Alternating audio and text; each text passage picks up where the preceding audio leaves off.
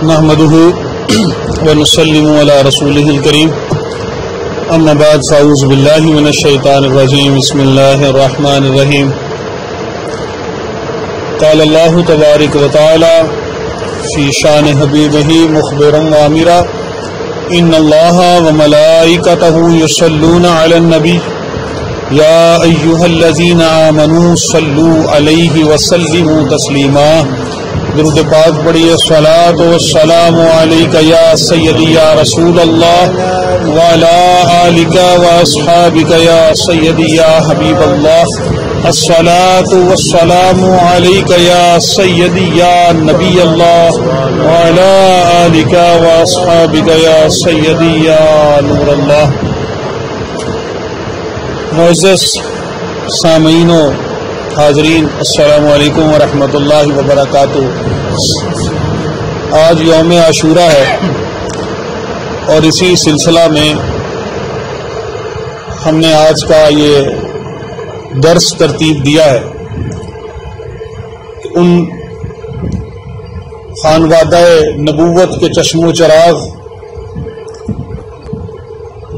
حضرت امام علی مقام رضی اللہ تعالی عنہ اور ان کے ساتھ جو 72 نفوس قدسیہ میدان کربلا میں جام شہادت نوش کر گئے، ان کا تذکرہ کرنا، ان کے حضور میں اپنے خراج کو پیش کرنا، اپنی والہانہ محبت اور عقیدت کا اظہار کرنا اور ان کے ساتھ اپنی وابستہ نسبتوں کا اقرار کرنا ہے۔ واقعہ کربلا بلا شبہ ہماری زندگیوں میں ایک بہت بڑا انقلاب برپا کر سکتا ہے۔ اس کا ایک مقصد تھا۔ حضرت امام علی مقام امام حسین رضی اللہ تعالیٰ عنہ جب دنیا میں تشریف لائے تو نبی پاک صلی اللہ علیہ وآلہ وسلم کو یہ اطلاع دے دی گئی تھی کہ آپ کے اس بیٹے کو یہ لوگ شہید کر دیں گے۔ تو گویا 55 سال تک حضرت امام علی مقام اس شہادت کا انتظار کرتے رہے۔ اس وقت کا تعین نہیں تھا، لیکن حالات و واقعات اور معاملات جو تھے وہ سارے کے سارے میرے آقا کریم صلی اللہ علیہ وآلہ وسلم نے بیان فرما دیے۔ تو آج ہم ذرا اس واقعے کو تفصیل سے سنتے ہیں اور پھر اسے دیکھیں گے کہ ہماری زندگیوں میں ہمیں کیا کیا سبق ملتا ہے۔ حضرت امیر معاویہ رضی اللہ تعالیٰ عنہ کا جب وصال مبارک ہونے لگا تو انہوں نے یزید کو وصیت کی تھی۔ عام لوگ تو یہ بیان کر دیتے ہیں نا کہ جی انہوں نے خلافت کا ہی اعلان کر دیا تھا۔ انہوں نے یہ وصیت کی تھی کیونکہ خاندان کے کچھ لوگ ان پر یہ دباؤ ڈال رہے تھے کہ خلافت خاندان سے باہر نہیں جانی چاہیے، یہ جو امارت ہے یہ خاندان نہیں رہے۔ اور کچھ آپ کو پتہ ہے کچھ چاپلوس قسم کے لوگ بھی ساتھ ہوتے ہیں، کچھ ایسے لوگ ہوتے ہیں جو کسی نہ کسی طریقے سے حکمران کو راضی کرنا چاہتے ہیں۔ تو وہ لوگ کچھ ایسے قریب تھے ساتھ، تو وہ یہی کہتے تھے کہ آپ کا بیٹا ہی ہونا چاہیے اور تو کوئی ہونا نہیں چاہیے۔ تو دباؤ خاندان کی طرف سے بھی کچھ تھا، کچھ ان لوگوں کی طرف سے بھی تھا جو یزید کو بڑھا چڑھا کے تعریفیں بیان کرتے اور حضرت امیر معاویہ کو خوش کرنا چاہتے۔ تو حضرت امیر معاویہ نے تو وصیت کی تھی یزید کو کہ اپنی خلافت کے حوالے سے اگر تم یہ دعویٰ کرو تو سب سے پہلے یہ جو رائے ہے نا، یہ 3 ہستیوں کے میں تمہیں نام بتا دیتا ہوں، ان کے سامنے رکھنا۔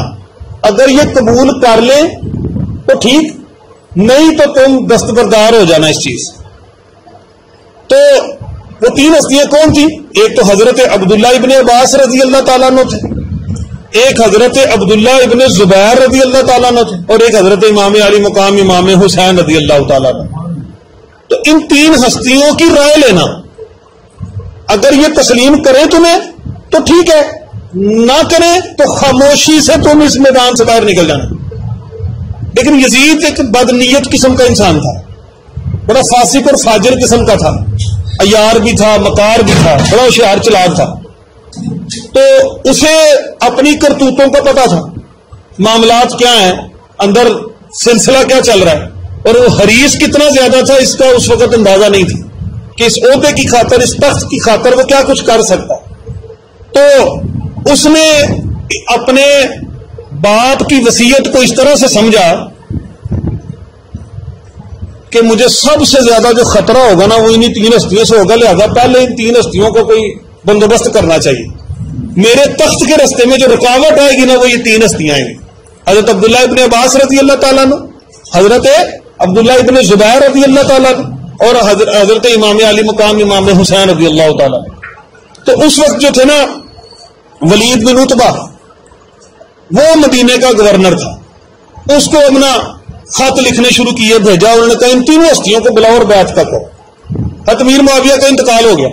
عرب کا ایک اور دستور بھی تھا, وہ دستور یہ تھا کہ جب تک اگلا امیر بیعت نہ کر لے, اگلا امیر آ کر تخت نشین نہ ہو جائے, تو پچھلے کے انتقال کی خبریں نہیں پھیلاتے تھے. تو یزید نے اسی ہوشیاری چلاکی میں حضرت امیر معاویہ کے انتقال کی خبریں نہ بھیجی, اور الٹا انہوں نے بیعت لینے کا بندوبست کرنا شروع کر دیا کہ جب بیعت لے لیں گے تو پھر ہم اعلان کر دیں گے کہ امیر معاویہ انتقال کر دیں. اس دوران میں ولید بن عتبہ جو مدینے کا گورنر تھا, تو اس نے آپ کو بلا بھیجا. عشاء کی نماز پڑھ کے بیٹھے تھے, 3 ہستیاں بیٹھی, حضرت امام علی مقام بھی تھے, حضرت عبداللہ ابن عباس بھی تھے, حضرت عبداللہ ابن زبیر رضی اللہ تعالیٰ عنہ بھی تھے. تو پیغام بھیجا ایک بندے کے ہاتھ کہ ذرا گورنر صاحب ملنا چاہتے ہیں تو آپ تشریف لے آئیں. عبداللہ ابن عباس رضی اللہ تعالیٰ نے بڑے حیران ہوئے, اور حضرت عبداللہ ابن زبیر بھی کہنے لگے یہ کون سا وقت ہے ملاقات کا, عشاء کی نماز کے بعد کبھی ملاقاتیں ایسے نہیں, اور گورنر کیوں بلا رہا ہے, سمجھ نہیں آئی. حضرت امام علی مقام کو اللہ تعالیٰ نے بڑی بصیرت سے نوازا تھا, اور کیا مقام تھا آپ کی فراست کا.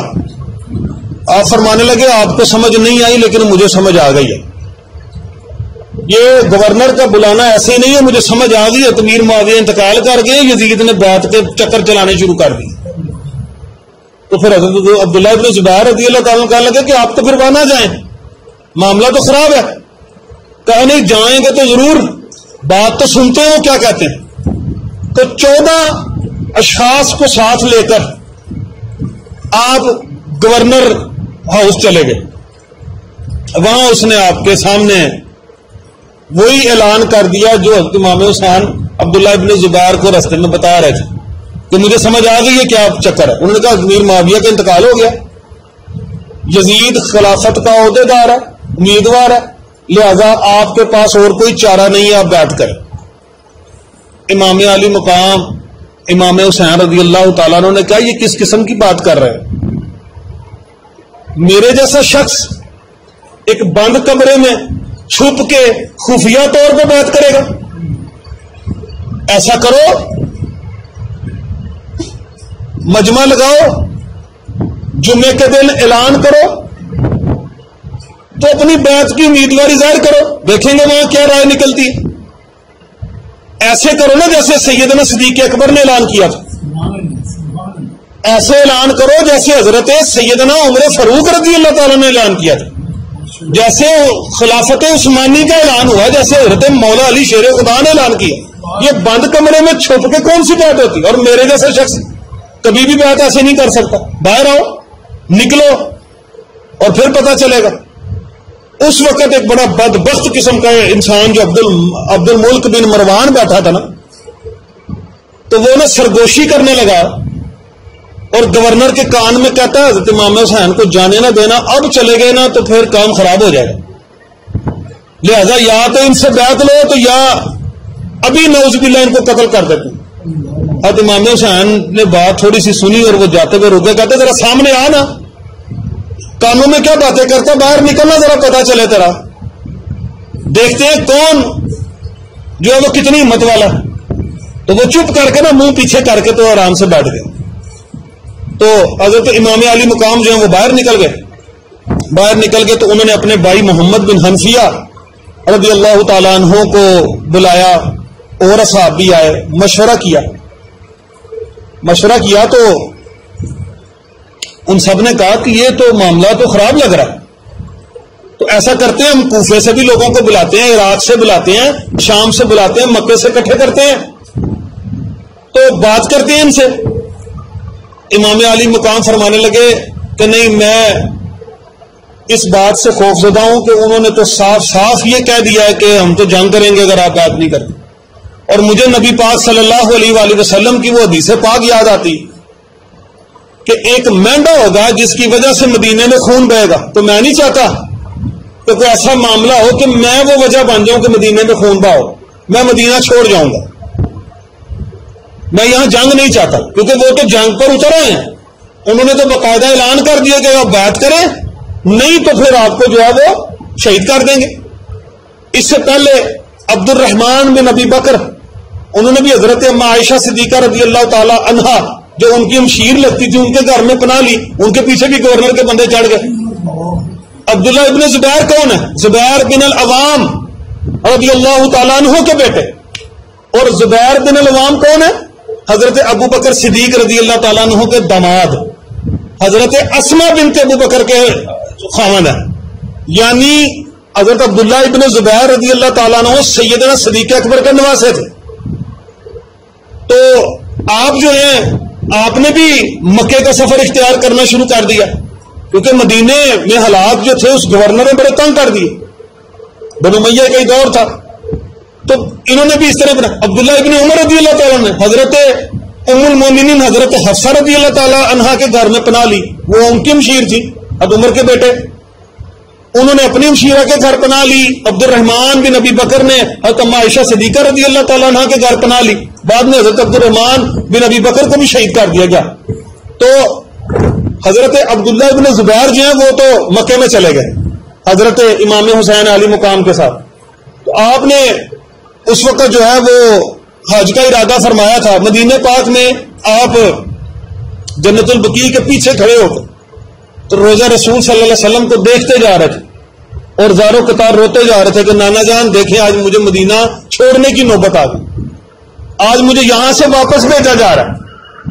تو آپ نے مکے کا سفر اختیار کیا، تو جب آپ مکے میں پہنچے تو اس وقت تک نا کوفیوں کے خط آنا شروع ہو گئے، کوفیوں نے خط لکھنے شروع کر دیا۔ خط کا جو متن تھا وہ کچھ اس قسم کا تھا کہ آپ چپ کر کے بیٹھے ہیں، خاموش ہیں، اور ادھر یزید ہم پر مسلط ہوتا جا رہا ہے، یزید کے تو یہ ظلم ہے، یزید تو یہ جو ہے وہ فاسق و فاجر انسان ہے، یہ تو ایسا بدبخت بندہ ہے، ہم پر یہ مسلط ہو گیا اور آج چپ ہیں، تو ہم تو پھر اللہ کو کیا قیامت والے دن جواب دیں گے۔ اب حضرت امام علی مقام جب یہ خط پڑھتے تھے تو آپ نے فوری طور پہ ارادہ کیا کہ مجھے جانا چاہیے۔ حج کا احرام باندھا ہوا تھا، آپ نے احرام کھولا، عمرے کا احرام باندھا، عمرہ کیا، اور اس کے بعد پھر آپ روانہ ہو گئے۔ آپ اپنے 72 نفوس کے ساتھ روانہ ہو گئے۔ آج لوگ طرح طرح کی باتیں کرتے ہیں، یہ جو اہل بیت کے افراد ہیں اس میں سے 72 میں سے 27 کے قریب اہل بیت کے پاک نفوس تھے، باقی سارے صحابہ کے بیٹے تھے، باقی سارے دیگر جو محبان اہل بیت تھے وہ ہستیاں تھیں۔ تو میں آپ کو یہ میں نے ان کے جو خاص طور پہ اہل بیت کے جو نفوس قدسی ہیں جو کربلا میں شہید ہوئے، میں آپ کو ان کے نام بتاتا ہوں۔ سب سے پہلے حضرت مولا علی کرم اللہ وجہ الکریم کے بیٹے کون؟ سب سے پہلے حضرت امام حسین بن علی رضی اللہ تعالیٰ عنہ، پھر عباس ابن علی رضی اللہ تعالیٰ عنہ، پھر حضرت جعفر ابن علی رضی اللہ تعالیٰ عنہ، پھر عبداللہ ابن علی رضی اللہ تعالیٰ، یہ دوسری ازواج سے حضرت مولا علی کے بیٹے تھے۔ حضرت فاطمہ الزہرا سلام اللہ علیہا سے آپ کے 3 فرزند تھے، 3 شہزادے تھے، ایک حضرت امام حسین، ایک حضرت امام حسن رضی اللہ تعالیٰ، ایک حضرت محسن تھے جن کا بچپن میں انتقال ہو گیا تھا، ان کا نام حضرت محسن رضی اللہ تعالیٰ عنہ تھا، ان کا انتقال ہو گیا، تو 2 شہزادے حضرت امام حسن اور حضرت امام حسین رضی اللہ تعالیٰ عنہما، یہ آپ کے فرزند۔ اور پھر ذرا آگے سنیے، حضرت مولا علی کرم اللہ وجہ الکریم کے بیٹے کون کون تھے کربلا میں؟ عثمان ابن علی، عمر ابن علی، ابو بکر ابن علی. ان کے نام صرف اس لیے نہیں لیے جاتے کہ یہ اصحاب ثلاثہ کے نام پر ہے. حضرت مولا علی کرم اللہ وجہ الکریم نے اپنے بیٹوں کے نام نبی پاک صلی اللہ علیہ وسلم کے صحابہ خلفائے راشدین کے نام پہ رکھے اور کربلا میں شہید ہوئے ہیں. کربلا کے شہداء کی پوری فہرست میرے پاس موجود ہے اور ساری مستند کتابوں میں موجود ہے. کوئی اس فہرست کو جھٹلا نہیں سکتا. تو یہ حضرت مولا علی کرم اللہ وجہ الکریم کے بیٹے تھے. پھر حضرت حسن ابن علی کے بیٹے کون کون تھے؟ ان میں ابو بکر ابن حسن، حضرت بشر ابن حسن، حضرت عبداللہ ابن حسن، حضرت قاسم ابن حسن، حضرت عمر ابن حسن، اور پھر حسن مصنع رضی اللہ تعالیٰ عنہ. مصنع کا جو مطلب ہوتا ہے نا، اس کا مطلب دوسرے حسن. حسن علیہ السلام کے بیٹے ان کا نام بھی حسن تھا، حسن مصنع رضی اللہ تعالیٰ. پھر اس کے بعد عبداللہ ابن جعفر اور حضرت زینب بنت علی کے بیٹے کون ہیں؟ یعنی حضرت مولا علی کرم اللہ وجہ الکریم کے بھانجے، جس میں اون بن جعفر، محمد بن جعفر جن کو المعروف اون و محمد کہتے، تو وہ حضرت بی بی زینب سلام اللہ علیہا کے فرزند، ان کے شہزادے، وہ بھی کربلا میں شہید ہوئے. اس کے بعد عقیل ابن ابی طالب کی اولاد اور ان کے پوتوں میں حضرت مسلم بن عقیل، سفیر امام حسین رضی اللہ تعالیٰ عنہ، جن کو سفیر بنا کے پہلے کوفے میں بھیجا تھا، حضرت مسلم بن عقیل. اور پھر اس کے بعد عبد الرحمان، پھر عبداللہ، پھر حضرت جعفر، عبداللہ بن مسلم، پھر حضرت مسلم جو تھے ان کے بیٹے اون بن مسلم، پھر محمد بن مسلم، پھر جعفر بن محمد اور احمد بن محمد. تو یہ میں جو آپ کو بتا رہا ہوں، محمد ابن ابی سعید بھی 27 کے قریب جو نام ہے وہ اہل بیت کے ہیں. اس کے علاوہ جو ہیں وہ سارے کے سارے صحابہ کرام کی اولادیں تھیں. اچھا، اب مسلم بن عقیل رضی اللہ تعالی عنہ کو جب مکے سے بھیجا سفیر بنا کے کوفہ میں، تو مکے والوں سے نا مشاورت چل رہی تھی. بعض لوگ یہ بھی کہتے ہیں کہ وہ باقی صحابہ اور سارے کدھر تھے جب اہل بیت جو ہیں وہ ادھر وہ کربلا میں شہید ہو رہے تھے. تو میں آپ کو یہ اسی لیے بتا رہا ہوں کہ 27 کے قریب اہل بیت ہے، باقی صحابہ کی اولادیں، 72 میں سے باقی صحابہ کی اولادیں. اور کئی اہل بیت میں سے بھی مکہ میں ہی رہ گئے جو حج کر رہے تھے. اور اصل بات یہ تھی کہ اس معاملے کا تو ادراک ہی نہیں تھا کہ جنگ ہونے لگی. اہل بیت میں سے بڑے بڑے جنگجو، بڑے بڑے بہادر، سپہ سالار وہ مکے میں ہی تھے، کیونکہ اندازہ نہیں تھا کہ وہ جنگ لڑنے تھوڑی جا رہے ہیں، اور جنگ لڑنے خواتین اور بچوں کو لے کے ساتھ تھوڑی جایا جاتا. لیکن مکے والے یہ کہہ رہے تھے کہ ہم نے یہ سنا ہے کہ کوفی لا یوفی، کہ کوفیوں میں وفا نہیں ہوتی. یہ خط تو لکھ رہے ہیں، ان کو پتہ کوئی نہیں، یہ کہنے کو کچھ اور ہے لیکن کرنے میں بالکل مختلف ہو جاتے ہیں. لیکن امام علی مقام فرماتے تھے کل قیامت کے دن اگر انہوں نے کہہ دیا کہ ہم تو امام حسین کو بلا رہے تھے، وہ نہیں آئے، تو میں اللہ کو کیا جواب دوں؟ لہذا میں نے حجت تمام کرنی ہے، مجھے یہ سفر کرنا پڑے گا. حضرت مسلم بن عقیل رضی اللہ تعالی عنہ کو آپ نے سفیر بنا کے تو کوفہ بھیج دیا کہ آپ میرے لیے اپنے دستے مبارک پر بیعت لیں. حضرت مسلم بن عقیل رضی اللہ تعالیٰ عنہ کوفہ پہنچے تو کوفے والوں نے تو آپ کو ہاتھوں ہاتھ لیا. آپ کے دستے مبارک پر حضرت امام علی مقام کے لیے پہلے دن 17,000 لوگوں نے بیعت کی. یعنی پہلے دن کوفے میں انقلاب آ گیا، 17,000 لوگوں نے جو ہے وہ بیعت کی. اور 2-4 دن بعد 40,000 تک تعداد پہنچ گئی. یعنی کوفے تو کوفہ امد آیا، وہ تو پہلے ہی ایسے تھا جیسے منتظر ہے حضرت امام علی مقام امام حسین رضی اللہ تعالیٰ عنہ. اور ظہر کی نماز میں جب آپ نے پڑھی تو اس کے بعد پھر جو ہے وہ تعداد بڑھتی چلی گئی، عصر میں اور بڑھی، مغرب میں اور بڑھی، کرتے کرتے کرتے سارے تقریباً جو تھے وہ اس انتظار میں تھے کہ اب کب امام علی مقام آئیں اور ہم اس بیعت کو مکمل کریں، ہم تو ان کے ساتھ ہی ہیں. تو اس دوران میں کیا ہوا کہ حضرت نعمان بن بشیر جو ہے نا وہ کوفے کے گورنر تھے، اور وہ اس بات پہ خوش تھے ان کی تائید تھی کہ اچھی بات ہے، وہ خود محب اہل بیت، وہ اس بات پہ بڑے راضی تھے اور بڑے خوش تھے کہ ان جو ہے وہ یزیدیوں سے جان چھوٹے گی اور حضرت امام علی مقام آئیں گے، اب ان کی بیعت کر لیں۔ ادھر اب جو بیچ میں جو خاص بندے تھے نا عبید اللہ ابن زیاد کے اور یزید کے، وہ اب انہوں نے کیا کیا، فوری طور پہ تیز رفتار گھڑ سوار جو ہے وہ بھیجے، خط لکھے یزید کو کہ تم ادھر چپ کر کے سوئو، نعمان بن بشیر جو ہے نا وہ تو تیری ساری گورنری بھی دے دے گا۔ یہ تو یوں سمجھو کہ بس وہ تو اتنے وہ جو ہے نرم مزاج ثابت ہوئے ہیں کہ وہ تو مسلم بن عقیل کو روک ہی نہیں رہے، لہذا بڑا مسئلہ بن جائے گا، تمہاری تو ساری کی ساری بادشاہ جاتی رہے گی، تم چپ کر کے وہاں دمشق میں بیٹھے ہو اور یہاں کوفے کی گورنری جا رہی ہے۔ سارے لوگوں نے مسلم بن عقیل کے ہاتھ میں بیعت کر لی۔ اس نے کیا کیا، اس نے فوری طور پہ ایک بڑا بدبخت بدماش قسم کا انسان تھا عبید اللہ ابن زیاد، وہ کسی اور صوبے کا گورنر تھا، اسے فوری طور پہ اس نے بلاوا بھیجا، اسے کہا تم جاؤ اور جا کر کوفے کی گورنری سنبھالو اور مسلم بن عقیل کو فوری طور پہ شہید کرو۔ اس نے ادھر سے فوری طور پہ اپنا ایک لشکر لیا اور وہ راتوں کو بھیس بدل کے بڑا سادہ سا لباس پہن کے نقاب کر کے آیا۔ لوگوں نے یہ سمجھا کہ شاید حضرت امام علی مقام آ گئے ہیں، وہ لوگ یہ سمجھے، اور اس نے کیا کیا کہ فوری طور پر سب سے پہلے گورنر ہاؤس میں داخل ہوا اور جا کے نعمان بن بشیر کو معزول کر دیا اور خود گورنری سنبھال لی، اور اس کے بعد پھر اس نے لوگوں کو ڈرانا شروع کیا، دھمکانا شروع کیا۔ 1-2 دن کے اندر جو ہزاروں کی تعداد میں بیعت تھی نا وہ ساری کی ساری بیعت ہوئی۔ اب لوگ خوف زدہ، لوگ ڈرے، اور ویسے میں آپ کو ایک بات بتاؤں، باتیں کرنا بڑا آسان ہوتا ہے، تھوڑا سا غور کرنے کی ضرورت ہے۔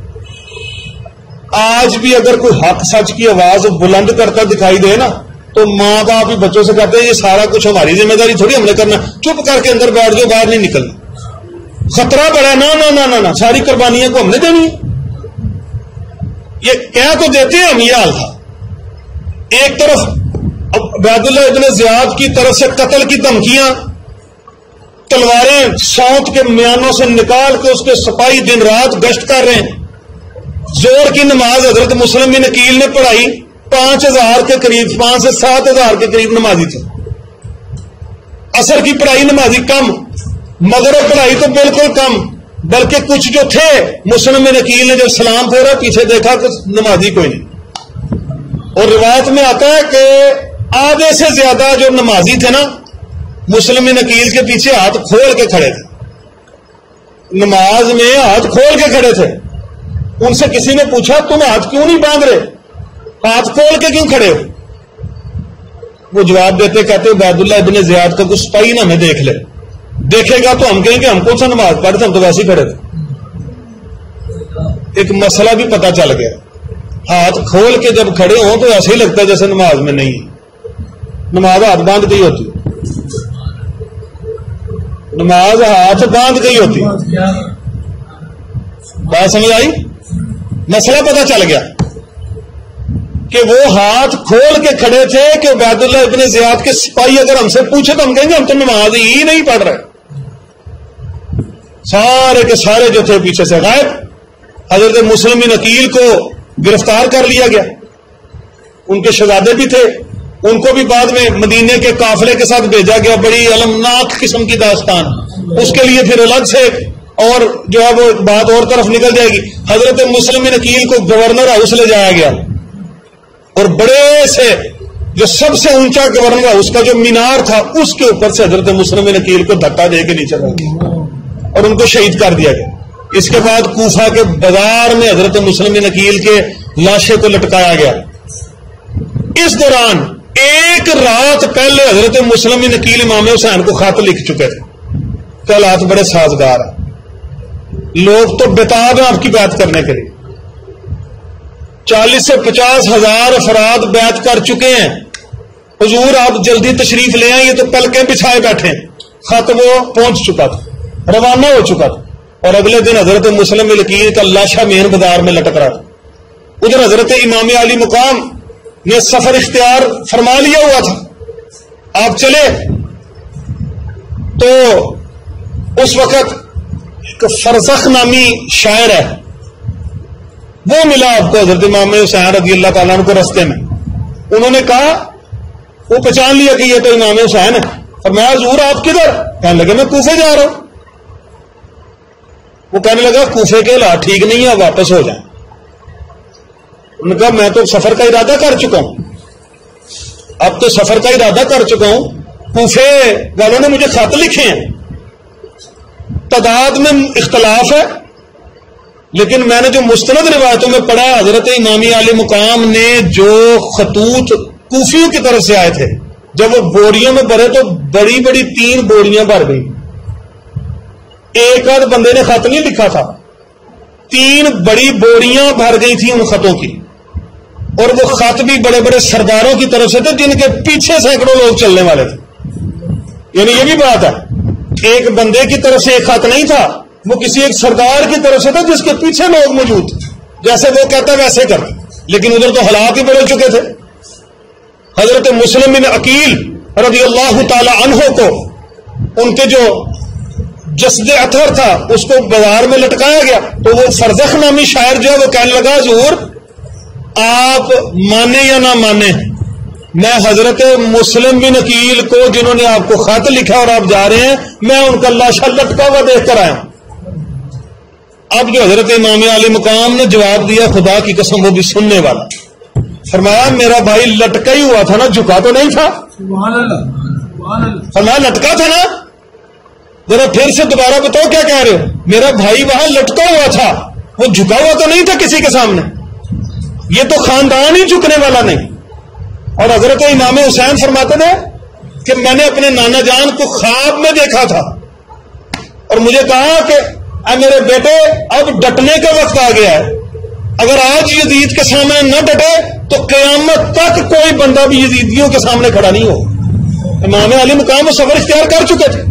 اس کے بعد پھر ایک جو شخصیت آتی ہے حضرت حر بن یزید رضی اللہ تعالیٰ عنہ.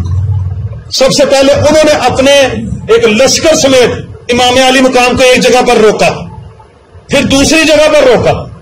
جب تیسری جگہ پر روکا نا تو آپ نے پوچھا یہ جگہ کون سی ہے؟ وہ کہنے لگا یہ تو میدان کرب و بلا ہے. امام علی مقام فرمانے لگے ٹھہر جاؤ، اب یہیں پڑاؤ ہوگا، خیمے یہیں لگا دو. اب یہ جو جگہ تھی اس کا نام تو بچپن سے سن رہے تھے. اب وہ گھڑیاں جو تھیں وہ قریب آ رہی تھیں کہ جس کا 55 سال سے امام علی مقام انتظار فرما رہے. تو حر بن یزید نے تقریباً 3 نمازیں اس روز اپنے لشکر سمیت حضرت امام علی مقام کے پیچھے پڑھی ہیں. ان کو یہ نہیں تھا کہ یہاں جو ہے وہ معاملہ کچھ اس قسم کا ہے کہ ان کو شہید کرنا ہے. ان کو یہ تھا کہ کوئی خلافت کا معاملہ ہے اور مصالحت ہو جائے گی، آپس میں بات چیت ہو جائے گی. تو وہ بار بار جو تھا نا آپ سے یہ کہہ رہا تھا کہ آپ کوئی بات کریں یا تو بیعت کریں یا بتائیں کیا کرنا ہے. تو امام علی مقام نے کہا کہ یا تو مجھے کسی دور دراز علاقے میں جانے دو، میں جہاں جہاد ہو رہا ہوگا جہاد کرتا ہوا میں شہید ہو جاؤں گا، یا مجھے یزید سے ملاقات کرنے دو یا مجھے واپس مدینے جانے دو. انہوں نے اس وقت کوئی آپشن نہ مانی. بیعت کے لیے تو آپ نے کہا وہ پہلے دن والی بات ہے، بیعت ایسے تھوڑی ہوتی ہے. بیعت تو اطاعت ہے. بیعت تو اس چیز کا نام ہے کہ اب آپ کے خلاف ہم کبھی بغاوت نہیں کریں گے، آپ کے خلاف کبھی کھڑے نہیں ہوں گے. بیعت کوئی عام سی چیز ہے، تو یہ بیعت تو میں کر نہیں سکتا. تو آگے تم لوگوں کی مرضی. اس نے پھر خط لکھا عبداللہ ابن زیاد کو. اس نے کہا وہ بیعت کے لیے تو رضامند نہیں. انہوں نے کہا اچھا نہیں ہے تو پھر یہ وہ ان کو شہید کرنا. جب حر بن یزید نے یہ دیکھا کہ یہ تو معاملہ ہی کچھ اور ہے، انہوں نے کہا یہ تو بات غلط ہے، میں نے تو اس لیے روکا تھا کہ کوئی مصالحت ہو جائے گی، کوئی آپس میں گفتگو شنید ہوگی تو بیٹھیں گے، لیکن یہاں تو معاملہ کچھ اور ہے. تو ابن زیاد نے پھر کہا کہ اچھا ایسے کرو، ان کا پانی بند کرو. وہ بھی حضرت حر بن یزید نے انکار کر دیا. اس نے کہا یہ تو بڑا کام خراب ہے. یکم محرم کو حضرت امام علی مقام چلے تھے، 7 محرم کو پڑاؤ ہوا تھا اور اسی دن پھر آپ کا جو پانی بند کر دیا گیا. کہا کہ جی پانی بند کر دو، بھوکا پیاسا رکھے، بچے ہیں چھوٹے چھوٹے وہ بھی مان جائیں گے. انہیں تو یہ پتہ ہی نہیں تھا کہ سامنے ہستیاں کون کون سی. ادھر عمر ابن سعد بدبخت انسان، ایسا بد نصیب انسان کہ جس کے والد عشرہ مبشرہ میں جنت کی بشارت ہے، حضرت سعد بن ابی وقاص رضی اللہ تعالیٰ واحد صحابی رسول جن کو نبی پاک صلی اللہ علیہ وسلم نے فرمایا سعد میرے ماں باپ تم پر قربان. وہ بدبخت مرتد بیٹا، اس کو عبید اللہ ابن زیاد نے کہا یہ جو ایران کا ایک علاقہ تھا سب سے زیادہ سرسبز و شاداب علاقہ، خوشحال علاقہ. عبید اللہ ابن زیاد نے جب دیکھا نا بن یزید تو بات نہیں مان رہے، یہ تو سختی سے کام نہیں لے رہے، تو انہوں نے پھر جو ہے نا اس نے عبید اللہ ابن زیاد نے کیا کیا، عمر ابن سعد کو بھیجا لشکر دے کے بھیجا کہ جاؤ اب یہ کام تم نے کرنا ہے، اور جب تم امام علی مقام کو تم ان کو شہید کر دو گے نا تو وہ جو ہے نا اس کی گورنری تمہیں دے دیں. یہ گورنری ہے بڑا کچھ کرا دیتی ہے، حکومتوں کی لالچیں بڑا کچھ کرا دیتی ہے، ان کے سامنے کسی کی کوئی حیثیت نہیں. تو ابن سعد جو ہے وہ 10,000 کا لشکر لے کر پھر آیا. اس سے پہلے 22,000 کا لشکر تھا یزیدیوں کا. اور عمر ابن سعد نے عبید اللہ ابن زیاد کو خط لکھ کے کہا اور بھیجو. جواب آیا مجھے تو پتا چلا کہ وہ صرف 72 لوگ ہیں، تو 72 لوگ ہیں اور تم 22,000 کا لشکر ہو، تم ابھی بھی اور مانگ رہے ہو. اس نے خط لکھا، اس نے کہا وہ 72 عام نہیں ہے، وہ عام نہیں ہے، وہ مولا علی کی اولاد میں سے ہیں. یہاں آ کے نا پھر دل میں خیال آتا ہے کہ یہ جو داستان عام طور پر سنائی جاتی ہے نا، اس میں یہ کہا جاتا ہے جیسے خدا نہ خواستہ پتہ نہیں کوئی کتنی وہ بے بسی کے ساتھ اور مجبوری کے ساتھ اور ڈر کے ساتھ امام علی مقام کو شہید کیا گیا. وہ تو بڑے دلیر تھے، وہ تو شیروں کی طرح لڑے ہیں. میں بھی آپ کو آگے بتاتا ہوں. یہ ایک تاثر دیا جاتا ہے، ایک خوف کا تاثر. وہ تو میں جیسے عرض کر رہا ہوں کہ بچپن سے حدیثیں سنی ہیں، بچپن سے اس انتظار میں تھے کہ کب جو ہے وہ نانا کے دین کو بچانا. اسلام میں جتنی بھی جنگیں ہوئی وہ اسلام کو پھیلانے کے لیے ہوئی. واقعہ کربلا ایک ایسی جنگ ہے جو اسلام کو بچانے کے لیے ہوئی، جو اسلام کو بچانے کے لیے ہوئی. تو وہ تو اسلام کو دین کو بچانے کے لیے نکلے تھے، یہ بتانے کے لیے نکلے تھے کہ کسی فاسق اور فاجر کی بات نہیں کریں. یہ بار بار یہ بھی کہا جاتا پانی مانگا تھا، پانی مانگا، یہ بھی صبر کی توہین ہے، یہ بھی صبر کی توہین ہے. وہ میں ایک شعر کہا تھا کہ سب کو سب کی قسمت کا سب مل گیا. خرم صاحب آپ کا ماشاءاللہ شاعرانہ ذوق بڑا ہے. سب کو سب کی قسمت کا سب مل گیا، پانی لبے حسین سے بس محروم رہ گیا. جس کو جو ملنا تھا نا وہ مل گیا. کربلا میں جس کے نصیب جاگنے تھے جاگ گئے، جس کے پھوٹنے تھے پھوٹ گئے. وہ حور بن یزید جنہوں نے امام علی مقام کو روکا، کربلا میں پہلے شہید بھی امام علی مقام کی طرف سے وہی ہوئے. تو یہ جو وہ کیا شعر ہے نا کہ میں حور ہوں اور لشکر یزید میں ہوں، میں حور ہوں اور لشکر یزید میں ہوں، میرا حسین ابھی کربلا نہیں پہنچا. تو جب امام علی مقام کو دیکھا پا لیا تو اس کے بعد کاہے پلٹ گئی. تو جب دیکھا کہ ان کے تو ارادے ہی اور ہے تو پھر اس کے بعد وہ انہوں نے امام علی مقام سے پہلے تو ہاتھ جوڑ کے تو معافی مانگی، قدموں میں گر گئے. کہنے لگا حضور مجھے پتہ نہیں تھا کہ ان کی نیت یہ ہے، ورنہ میں آپ کو کبھی نہ روکتا، میرا تو یہ ارادہ ہی نہیں تھا، اب مجھے اجازت دیجیے کہ میں میدان جنگ میں جاؤں. تو امام علی مقام نے ان کو نیچے سے ایسے اٹھا کے اپنے سینے کے ساتھ لگایا. انہوں نے کہا مجھے تم سے کوئی گلا نہیں. اور پھر آپ گئے اور جا کے لڑتے ہوئے جو ہے وہ شہید ہو گئے. تو اس کے بعد عبید اللہ ابن زیاد نے ایک بڑا بدبخت انسان شمر ابن جوشن اس کو پھر کہا، اور یہ سارے کے سارے کہنے لگے بس بھی مہلت ختم، آج رات فیصلہ ہوگا. یہ 9 اور 10 محرم کی رات تھی، فیصلہ ہوگا آج یا بیعت ہوگی یا پھر جنگ ہوگی. امام علی مقام نے کہا مجھے 1 رات کی مہلت دے دو، 1 رات کی مہلت دے دو. میں ذرا اپنے پروردگار کی عبادت تو کر لوں, میں ذرا اپنے پروردگار سے راز و نیاز کی باتیں تو کر لوں. وہ مہلت زندگی کے لیے نہیں مانگی, بندگی کے لیے مانگی. وہ مہلت جو تھی وہ رات کو اللہ تبارک و تعالیٰ کے حضور اپنی ابدیت کا خراج پیش کرنے کے لیے تھی. تو وہ رات کی مہلت دی, یہ بھی اصول تھا جان کا کہ مہلت دی جاتی, تو مہلت دی گئی. آپ ساری رات اللہ کے حضور میں گڑ گڑاتے رہے, دعائیں کرتے رہے. یہاں میں کوئی عرض کروں, نبی پاک صلی اللہ علیہ وآلہ وسلم کے پاس حدیثیں ساری جو تھی وہ کربلا کی اطلاعیں موجود تھی, حتیٰ کہ نبی پاک صلی اللہ علیہ وآلہ وسلم کو کربلا کی مٹی تک دی گئی تھی کہ جب امام علی مقام شہید ہو جائیں گے تو یہ مٹی سرخ ہو جائے. وہ مٹی آپ نے حضرت ام المومنین ام سلمہ رضی اللہ تعالیٰ عنہ کو عطا فرمائی. یہاں بڑا ایک لطیف نکتہ ہے, 61 ہجری کا واقعہ کربلا, 61 ہجری کا.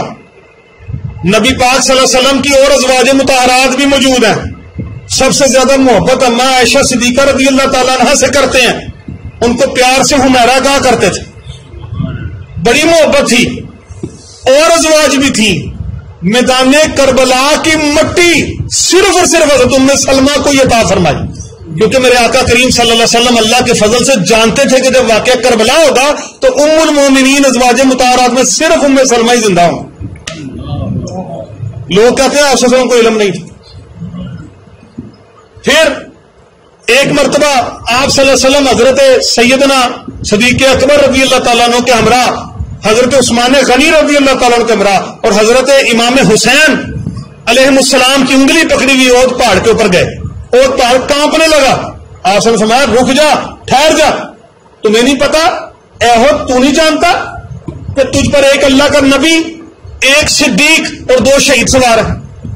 حضرت امام علی مقام ابھی بالکل صغر سنی میں ہے, ابھی بچپن کی ظاہری عمر میں ہے. تو پتا تھا, ہونٹ مبارک چوما کرتے تھے, گردن مبارک سے چوما کرتے تھے.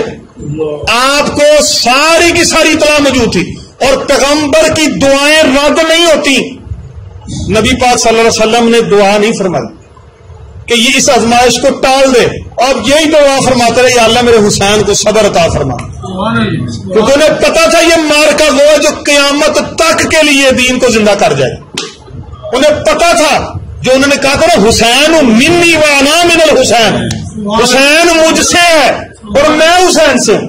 واقعہ کربلا سے پہلے حسین منی, حسین مجھ سے ہے. آپ صرف فرماتے حسین مجھ سے ہے, اور واقعہ کربلا کے بعد ایسے دین زندہ کیا, فرمایا اب میرا جو دین بچایا تو میں حسین سے. میں پھر یہ وہ مطلب ہے, حسین منی و انا من الحسین, حسین مجھ سے ہے اور کربلا کے بعد یہی ہوگا کہ میں حسین سے ہوں. یعنی پھر دین بچایا امام علی مقام نے وہاں. تو پھر کیا ہوا کہ صبح کا وقت 10 محرم کا روز, آہستہ آہستہ اب میدان کربلا میں شہادتوں کا سلسلہ شروع ہوا. سب سے پہلے حضرت قاسم بن حسن رضی اللہ تعالیٰ عنہ, امام حسن کے بیٹے, وہ کربلا میں جانے لگے. امام حسین نے روکا, کہا کہ بیٹے نہ جاؤ, تو میرے بھائی کی نشانی, رکو میں خود جاتا ہوں. فرمایا کہ چچا جان, میرے والد حضرت امام حسن نے مجھے ایک تعویذ دیا تھا, ایک رکا دیا تھا, اور کہا تھا جب کبھی بڑا مشکل وقت آئے تو اس رکے کو کھول کے دیکھنا. جب ہم کربلا میں پہنچے تو مجھے پتا لگ گیا کہ بڑا مشکل وقت ہے. رات میں نے وہ رکا کھول کے دیکھا ہے, اور میرے والد امام حسن نے لکھا تھا کہ جب میرے بھائی حسین پہ برا وقت آئے تو اسے پیچھے رکھنا, اس سے آگے خود جانا. ہمارے چچا جان مجھے مت روکے, مجھے جانے دیں. تو پھر حضرت قاسم بن حسن گئے. جب وہ گئے تو پہلی دفعہ جب واپس آئے تو 19 یزیدیوں کو فوری طور پر قتل کر کے آئے, واصل جہنم کر کے آئے. اور آ کے پتہ کیا کہنے لگے امام حسین, فرمانے لگے اتنے بزدل, اتنے ڈرپوک, چچا جان رب کعبہ کی قسم چند قطرے پانی کے میرے حلق سے نیچے اترے ہوں, میں ساروں کو کاٹ کر آئے. 3 دن کی پیاس ہے, بھوک ہے, اور اپنوں پیاروں کے لاشیں ہیں. فرمایا مجھے پانی کے چند قطرے صرف ملتے نہیں یزیدیوں کی اوقات کیا 22,000 کا لشکر، فرمایا میں ایسے منٹوں میں مار دوں۔ پھر اس کے بعد زور کی نماز کا وقت آیا، حضرت علی اکبر نے اذان دی، نماز پڑھی گئی اور آہستہ آہستہ کرتے کرتے پھر علی اکبر بھی شہید ہوئے، امام علی مقام ان کو بھی لے کر آئے۔ پھر حضرت علی اصغر کو اس بدبخت نے شمر نے ایک تیر مارا جو ان کے بالکل جو ہے وہ حلق کے پار ہو گیا۔ امام علی اکبر کو بھی جو تیر گردن میں پیچھے لگا، قاسم بن حسن کو بھی تیر لگا جو ان کی گردن کے پار ہوا، اور حضرت بی بی زینب فرمانے لگی کہ اپنے بھائی حضرت امام حسین سے کہ جائیں دیکھیں قاسم گر گئے ان کو لے آئیں۔ میرے امام علی مقام لاشیں اٹھا اٹھا کر خیموں میں لا رہے ہیں، اٹھا اٹھا کر لا رہے ہیں، لیکن پایا جو استقامت ہے اس میں لغزش نہیں آ رہی، صبر کی حالت میں ہے، ایک لفظ بھی زبان سے شکوے کا نہیں، شکایت کا نہیں ہے۔ انہیں پتہ ہے کہ یہ یزیدیوں کی موت ہے، انہیں پتہ ہے کہ لوگ تو یہ سمجھیں گے کہ شاید پتہ نہیں یہاں جو ہے ہمیں کسی اور چیز کی لالچ تھی، کئیوں نے لکھا 2 شہزادوں کی جنگ، کئیوں نے لکھا جی کہ سیاست کی خلافت کی جنگ تھی، نہ صحیح معنوں میں یہ صرف دین بچانے کی جنگ تھی، اور شہزادے ہیں تو صرف اور صرف حضرت امام حسین شہزادے۔ تو یہ جو طرح طرح کی باتیں کی جاتی۔ پھر اس کے بعد آخر پر عصر کی نماز کا وقت، امام علی مقام خود گھوڑے پر سوار ہوئے اور پھر آپ میدان کربلا میں تشریف لے گئے اور بڑی بہادری کے ساتھ جنگ لڑی، بڑی بہادری کے ساتھ ان کو واصل جہنم کرتے رہے۔ حضرت امام علی مقام کو 82 کے قریب نیزے اور تیر اور بھالے لگے، کئی نیزوں کی انیاں حضرت امام علی مقام کے جسم اثر کے اندر ٹوٹ چکی تھی۔ آپ اس حالت میں تپتے ہوئے صحرا میں سجدہ کرتے ہوئے آپ نے جام شہادت نوش فرمایا۔ وہ شمر بدبخت جو ہے وہ آگے بڑھا، آپ کے سینے اقدس پر سوار ہوا اور اس کے بعد پھر آپ کے سر اقدس کو تن سے جدا کیا، اور اس وقت پھر کربلا میں نے پڑھا ہے حضرت بی بی زینب سلام اللہ علیہ جنہوں نے اتنی ساری شہادتیں دیکھی تھی اور وہ بڑے برداشت میں تھی، امام علی مقام جاتے تو فرما کر گئے، کہنے لگے کہ اب سارے چھوٹے بچے بھی ہیں، خواتین بھی ہیں، ان سب کی جو ہے رکھوالی آپ نے کرنی ہے، ان سب کا حوصلہ آپ نے بڑھانا ہے۔ لیکن جب امام علی مقام جب نیچے زمین پر آ گئے، جب آپ شہید ہوئے تو پھر آپ کا جو ہے نا وہ ضبط ٹوٹ گیا۔ پھر حضرت زینب سلام اللہ علیہ جو ہے وہ بے ہوش ہو، آپ کو پھر ہوش میں لایا گیا، امام علی مقام کا جسد اطہر خیمے میں لایا گیا۔ اس کے بعد پھر ان یزیدیوں نے بدبختوں نے خیموں کو آگ لگائی۔ اصل مقصد ان کا یہ تھا کہ وہ جو امام صاحب کے پاس خط پڑے ہیں یہ خط کسی طریقے سے جلا دیے جائیں، یہ خط جو ہے وہ کسی طریقے سے ثبوت مٹائے جائیں۔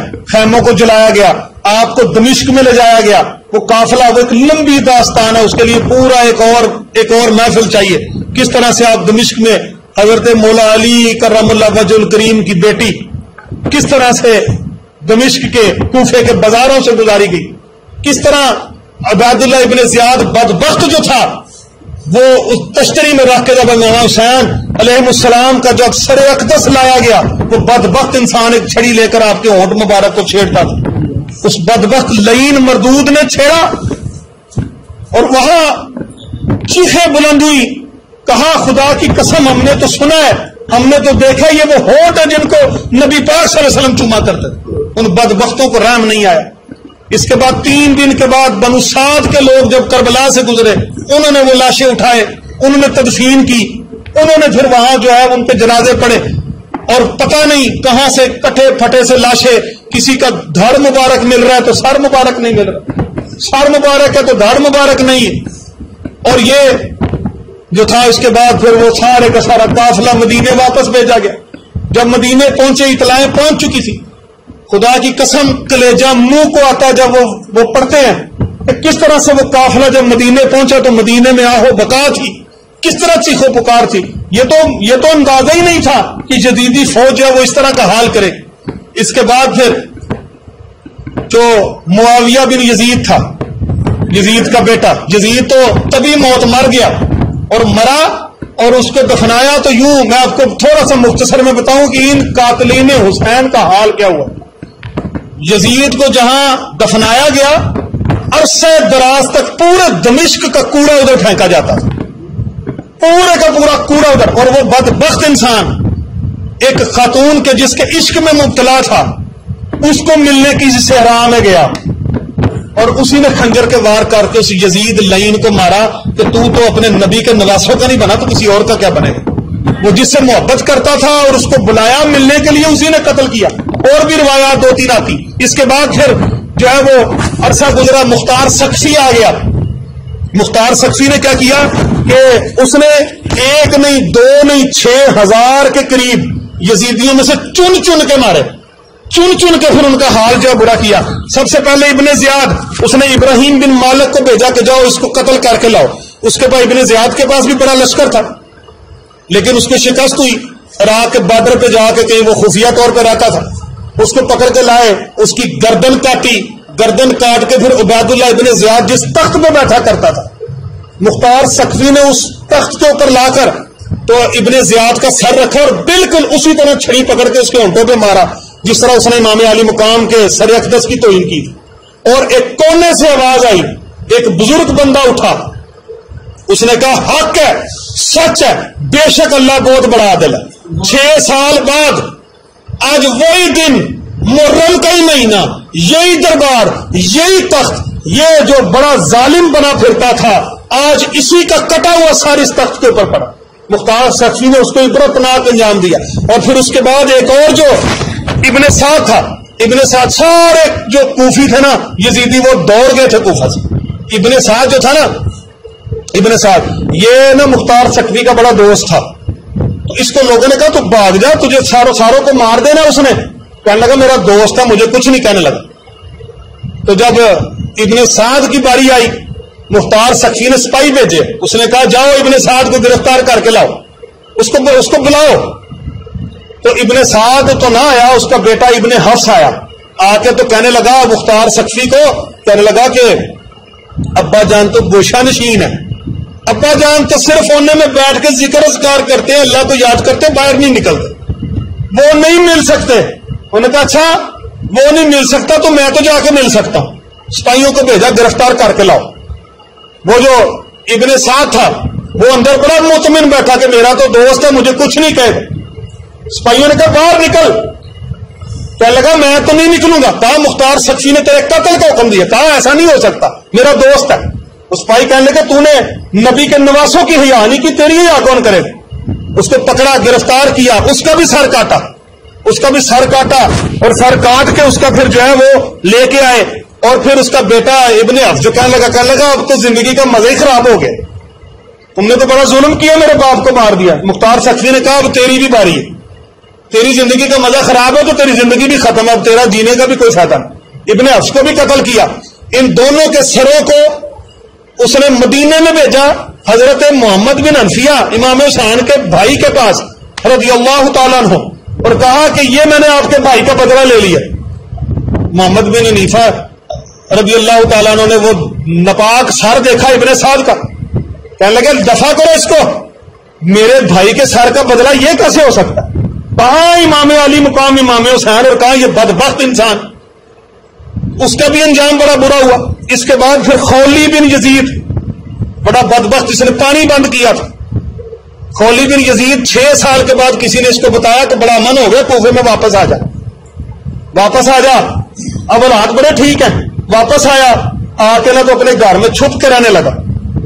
مختار سقفی کو پتا چل گیا خولی واپس آیا, مخبر نے اطلاع دی, فوج بھیجی, کہا واپس لے کے بلاؤ, اس کو گرفتار کر کے لاؤ. خولی کی جو بیوی تھی نا وہ محب آل بیت تھی. جو خولی کی بیوی تھی نا اس نے کہا تھا, پہلے بھی منع کیا, بدبخت انسان, چند ٹکوں کی خاطر یہ ظلم نہ کر, حکومتوں کی خاطر مت امام علی مقام کے ہاتھوں سے اپنے خون سے اپنے ہاتھوں کو مت رنگ. لیکن وہ نہ مانا, وہ کہتا تجھے کیا پتا, تو چپ کر, میرے معاملات میں مت بولا کر. جب وہ مختار سقفی کی فوج آئی تو خولی بن یزید جو تھا نا وہ اپنے گھر میں ایک بڑے سے ٹوکرے کے نیچے چھپ گیا, اور بیوی سے کہنے لگے ان کو کہہ دو وہ بھاگ گیا, باہر نکل گیا. سپاہی آئے تو خولی بن یزید کی بیوی کہنے لگی باہر نکل گیا ہے, وہ تو دوڑ گیا, اور ساتھ اشارہ کر کے اشارہ کیا ٹوکرے کے نیچے ہے, اب پکڑ اس بدبخت کو. تو اس طرح خولی بن یزید کو بھی پکڑا.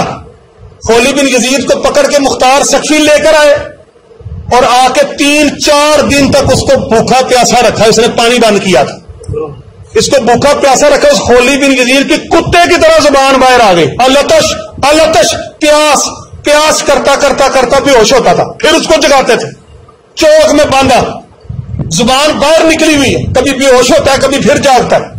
اس کے بعد مختار سخفی نے تلواروں کے سے چھوٹے چھوٹے چھوٹے چھوٹے اس کے وار کیے.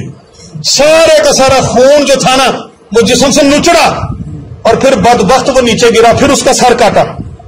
اس طرح ایک شمر تھا, تو شمر بھی جو تھا نا وہ اس کو جو خولید بن یزید تھا اس کو تو پھر اس نے بعد میں آگ لگوا دی. آگ لگائی اور کہا دیکھو یہ وہ بدبخت ہے جس نے امام علی مقام پہ پانی بند کیا.